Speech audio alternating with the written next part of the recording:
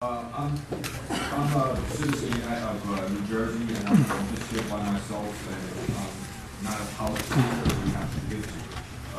But I've heard about this, looked at it a little bit, and listened to all people's comments here. You say that this agenda was first brought forth in 1920, and now all of a sudden they're bringing this thing forward. Maybe we should have let it be gone in the 1940s, but it's here again. And the first thing I have to say is there seems to be a heavy emphasis on environmentalism. And my fear is that environmentalist movement has been taken over by extreme radical elements of this political spectrum.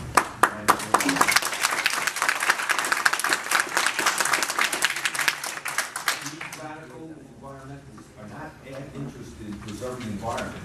They're interested in destroying the free enterprise system. And anything that they do is ultimately going to destroy jobs in New Jersey. And knowing that New Jersey is number 50 on the lowest business acceptable welcoming state in the union is just going to make it even worse. As far as claims of the city or usage, I strongly believe that is best done by local governments, not by out-of-state or people in Trenton, some bureaucrat who we have no idea, who has no, doesn't live in my town, and he doesn't know what it's like, and that scares me. I'm also afraid that this opens up. Now, everybody must be aware of the event that happened in Connecticut, where a city took over people's homes, threw them out, destroyed their homes, turned it over to a private developer. The developer said, no, we ain't got the money, and today that field is a vacant lot. I'm afraid that this type of provision will allow the government to take people's homes away because they don't see fit, or they feel they can do better with it. That's like one of my problems. Also, it seems to me, since we're going to have people, and let me tell you something, folks, I consider the state legislatures, and forgive me for saying this, are nothing but a bunch of pimps. And if we allow them to leave, and together with these special interest groups, they're going to crush us. They're going to crush us like a bug, and they don't give a damn about it. Another thing, I heard the gentleman over here say there's a constitutional right to affordable housing. I'd like to ask that gentleman, what article in the Constitution guarantees? One at a time, okay? Even if you did, what about the Mount Holly decision? You said earlier that the cities and municipalities will decide on the amount of affordable housing or low-income housing. Mount Holly decision is going to override anything Reese Valley or the state thinks they're going to do. Also, the woman talked about solar panels. I have to laugh. So Linda went out of business.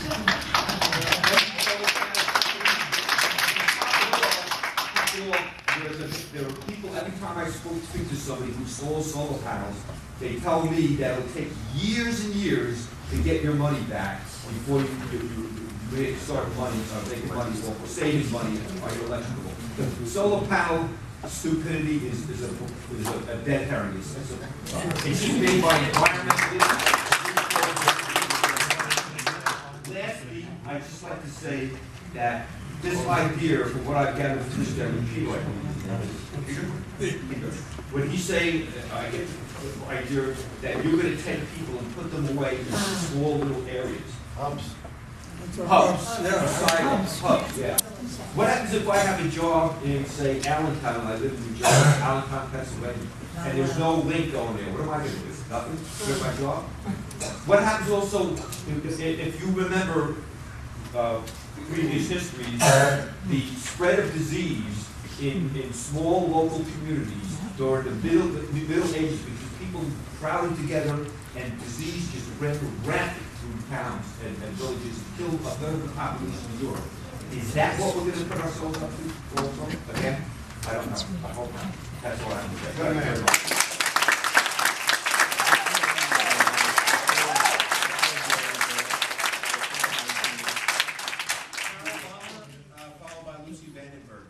Hi, Carol Bomber. I live in Homedale. At one time, I was a representative from our township to the State Development Redevelopment Plan. At that time, we had Planning Area 5, 4, 3, 2, 1. There was some kind of consistency and... Does she need the microphone? Thank you.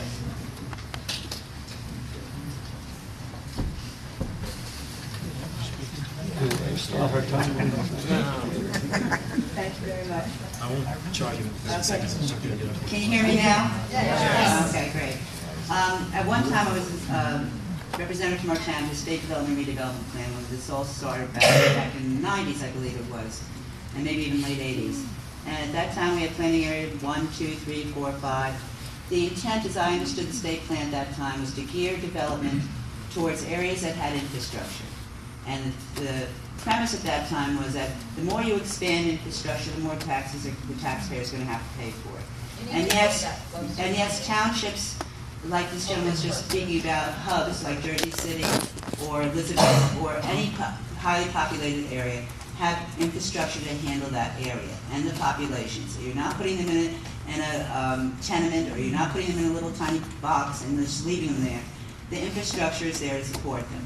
And the State Development Redevelopment Plan way back then was to gear populations and growth to where the infrastructure already existed. When now expanding infrastructure to other areas can be very expensive to everybody, including the taxpayers, okay? My problem with the state plan, as I see it right now, is it's going away from its original intent to gear development to where services now exist. It creates more urban sprawl. And that urban sprawl, unfortunately, this gentleman doesn't agree with me, but unfortunately, I think our environment is our best key to the economic recovery in this state. Without clean air, without clean water, nobody wants to build here. You have countries all over the world that do not have clean water, do not have clean air. Mostly clean water is their concern. People do not invest there. They may invest in the oil wells offshore, but they don't invest in the people or the country or the resources or the research and development because they do not have the resources to sustain that development. And that's what it should be about, sustainability. And I'm going to go back again to the Homedale issue at hand, which I feel is statewide, and that's the Manasquan River Reservoir has been exempt from its sewer service extension areas. Our DEP is forcing sewage down our throat. I was the one that voted for the sole source sewer line for the Lucent Laboratory facility. It was only for that facility. It was not for the 400 surrounding acres. It was not for PNC Bank. It was not for the rest of the watershed, which would require more infrastructure, more runoff, more sedimentation to a reservoir. In the year 2020, we're going to have a water situation in the state. We do not have enough sustainable quality and quantity drinking water in the state. And for the state to be short-sighted about our watersheds and our resources that feed those watersheds is an enormous mistake that we'll be paying, our children and our grandchildren will be paying for. And has nothing to do with being economic recovery. It has to do with long-term livability in New Jersey. Thank you.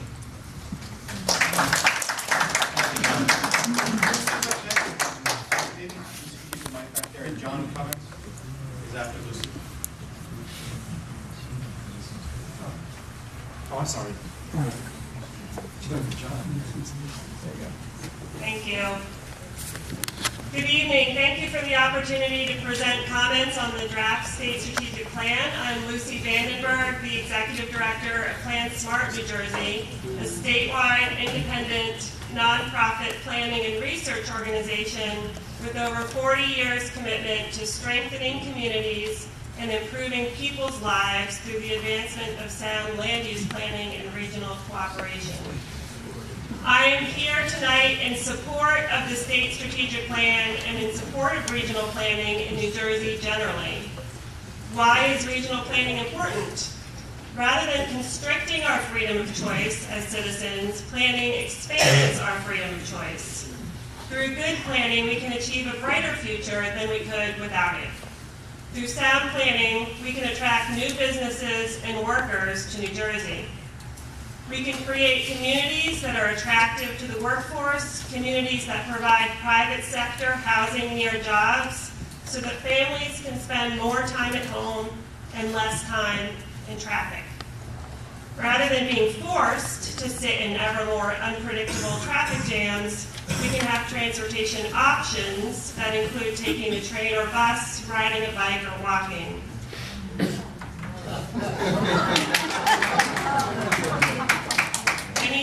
Any comments? I'm not going to take that against my time when people are talking. Thank you.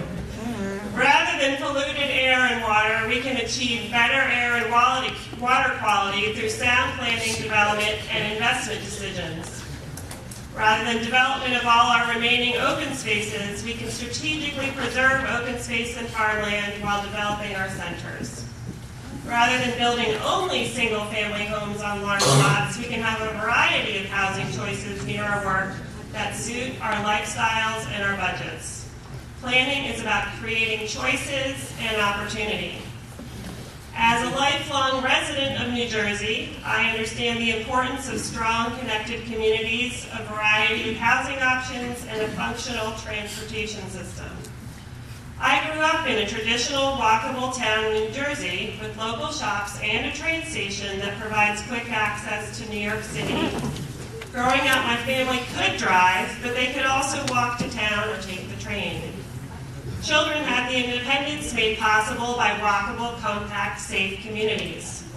Our community had housing affordable to very well-off families and housing affordable to those with limited incomes. This diversity of incomes and backgrounds serve to strengthen, not weaken, our community. We should invest in places like these with existing infrastructure, and we should support job creation in our urban and town centers. If we were to stop investment in infrastructure and sound planning, our roads would crumble, become so congested that they're no longer functional, and our air quality would degrade, harming human health. People would be forced to live ever farther from work and spend less and less time with their families. This is not the future we should strive toward. With strategic infrastructure investment, we can make an efficient use of limited government resources while maximizing private sector investments.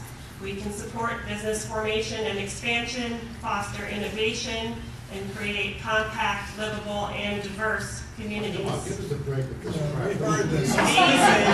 She has to talk just like anybody else. Let her speak. She let everybody else We speak. listen to you. You should shut up and listen to everybody else. Folks, you gotta be quiet when somebody else is speaking, okay? Everybody will get a chance. I'll wrap up. These are the goals that the state strategic plan also seeks to achieve. Talking to me, sir? The state plan recognizes Talking to me, using that tone of voice. Ma'am, I ma'am, appreciate it. ma'am, we can't have this. Wait a minute, he started it over I know. there. He attacked her. Listen, He attacked her. okay, whoever attacks you, please, let's quiet and let them finish. The state plan recognizes the key role that the economy has to play in planning. It introduces the concept of industry clusters for New Jersey, which we have long advocated and has served as a national model elsewhere. The plan proposes a criteria-based system to identify where growth should occur and where conservation should take place. We support this process and encourage the state to be transparent about where it encourages growth and seeks to support natural resource conservation. The plan calls for a long-term funding source for open space preservation. As one of the most densely populated states in the nation, this priority is essential to our continued high quality of life. These are provisions that are important to New Jersey's future. Without a strong state plan, growth will occur haphazardly, limiting freedoms for our citizens. We thank you for your leadership in these areas and for your thoughtful inclusion of these principles. Thank you for allowing me to finish. Thank you.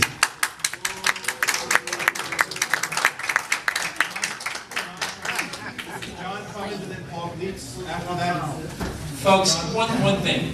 Let's stop right here and start from scratch. We can't have the murmuring when folks are talking. The passion is good, but the interruptions are bad. We're trying to make this a constructive meeting. You're going to have a diversity of opinions. That's the world go around. We have to respect each other and let everybody speak as they are letting you speak. My name is John Cummins. I'm from Atlantic Highlands. I was looking at the plan, thinking about economic development. Was just a little bit curious. We spent lots of money on planning. We spent lots of money on regulation. We've got lots of money and lots of nonprofit groups trying to steer things. We've got lots of money going to developers. We've got lots of money coming out of taxpayers' pockets. And I'm really not seeing the economic growth. I was wondering, why don't we slow down the spending on planning by some central body that's spending no business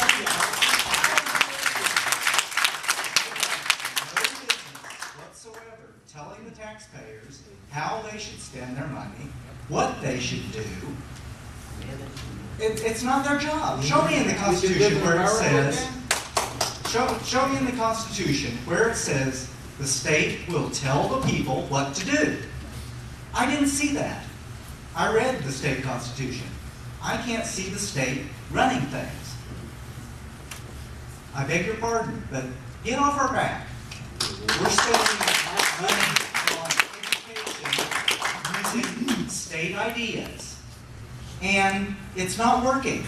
The state idea of education is not the educators in the classroom's idea of education. John, please stick to the plan, okay? Okay? Okay. You guys are messing up by planning economic development. It's going to do the same thing it does when you plan education.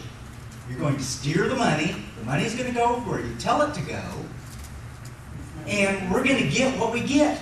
We're not stakeholders. Right? We're not happy about that. Why don't you let us spend our money where it needs to be spent for us to get what we need, so we can have our clean water, so we can have our clean streets, so we can get our streets fixed. I mean, if you guys can help, that would be great. But telling us what to do isn't help. We know what to do. We're people. I mean, is anybody else a human being in this room? Does anybody else know what they need? Know what they want? You need somebody to plan it for you? I mean, it's a great idea, but, well, maybe it's not such a great idea. I don't know.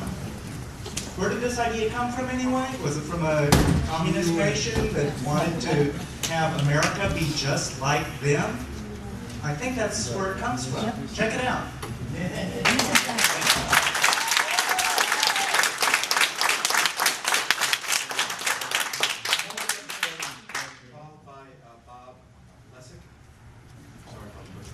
Sorry, can you introduce it first? Paul Weeks.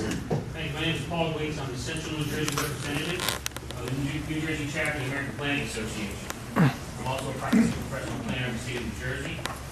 And on behalf of the New Jersey chapter of the APA, I'd like to offer some comments. Again, to echo some other comments, we are very delighted the administration has taken on the state planning process. It's a process that, like normal, before we move on, is very important to the future development of the state. We're glad to see this process started up again. At the same time, we believe that, as we mentioned in October, that this is really a plan for a plan. The goal, the guiding principles, they outline a good approach to a future planning process. But we still think there's a lot more work to be done in terms of balancing economic development goals and in the context of the broad statutory mandates of the state planning act. So we think at this time it would be premature to adopt the plan in its current form, and we think that there's a lot more input that needs to be gathered from around the state.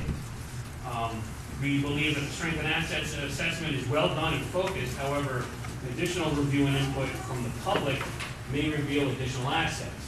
We believe that this state strategic plan process has not received the same level of local review envisioned by the original cross-acceptance process. While we're not advocating the resuscitation of that prior process, we do believe that there's a lot more input that should come from the local level. And we also believe that that input should be that the counties. We're glad to see there's some emphasis on the county and regional planning. We think the counties can step up and have a much bigger role in this process, like they were envisioned in the cross-acceptance process. But that was never really realized. And this plan does warrant a very high level of scrutiny. Hearing it tonight, but we've seen that all sides should be heard from throughout the entire community.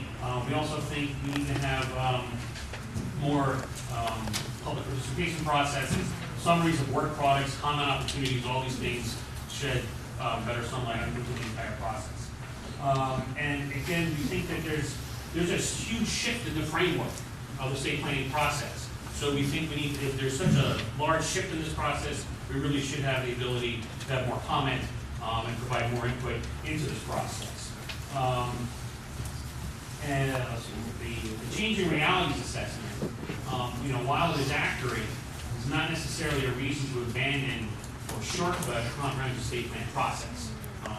We agree with the findings of that process, but it doesn't mean we should just abandon a comprehensive state plan process. We understand you have some timeline constraints, but again, we think maybe this should be an opportunity to identify a better process moving forward. Regarding state values identified in the plan are excellent goals for these growth investment areas. But again, the trick's going to be how do we effectively identify these growth investment areas? The guiding principles and goals are very laudable, but they really need to be places. They need to be linked to incentives, and they need to be linked to state support. There needs to be some predictability. If I'm a property owner, if I'm a developer, if I'm a municipality, I don't want to have some sort of checklist to see maybe I qualify as a growth area or a non-growth area or a preservation area. We understand the need to move away from a state plan map that never got adopted, that had its problems. But at the end of the day, if you want predictability, if you want people to understand the process, there has to be some way to identify those. We think property taxes remain a key issue. Only in New Jersey are school children screamed about at planning board meetings. There needs to be a real way to kind of rethink. We know the governor's been working on this issue. We need to have refocus effect on this issue.